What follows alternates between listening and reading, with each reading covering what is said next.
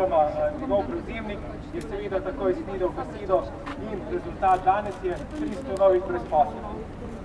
Poleg tega nam agitatorji za privatizacije pravijo, da je privatna lastnina bolj učinkovita od državne. V isti sapi pa prodajo Helios kupcu, ki ga v pol leta obremeni za dodatnih 305 milijonov evrov dolga. In v isti sapi prodajo Mercator kupcu, ki ima 2,5 milijardi dolga in ki svojim dobaviteljem po 9 mesecev ne plačuje računov. Živela učinkovitost privatnih lastnikov. Vladajoče stranke potem pravijo, da nas bo razprodaja podjetij rešila iz dolžniške krize. Poglejmo preprost izračun. Prodajo 15 podjetij, recimo Telekoma, Luke Koper, Adrie Airways, bo država zbrala cirka 1 milijardo evrov. To zadostuje natanko za odplačilo enoletnih obresti na dolg. Kaj bodo prodajali drugo leto, vemo. Minister Čufar je za vlado v odhajanju pripravil plan za privatizacijo 85 podjetij.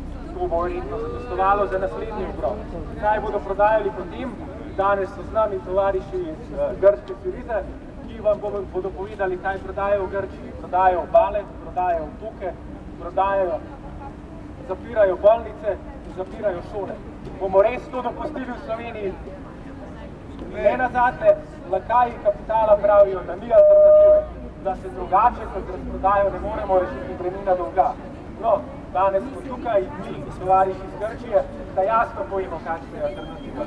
Nesmiselne privatizacije bomo ustavili, nesposobnim menedžerjem bomo pokazali rdeč karton, upravljanje v podjetjih bodo prevzeli delavci, bogate in kapital bomo obdavčili, odprli bomo pogajanje o nevzdržnih državnih dolgovih in ustvarili bomo koalicijo držav v Evropi, ki bodo od centralne banke zahtevale, da končno začne odkupovati državne obveznice in konča dolžniško krizo v Evropi.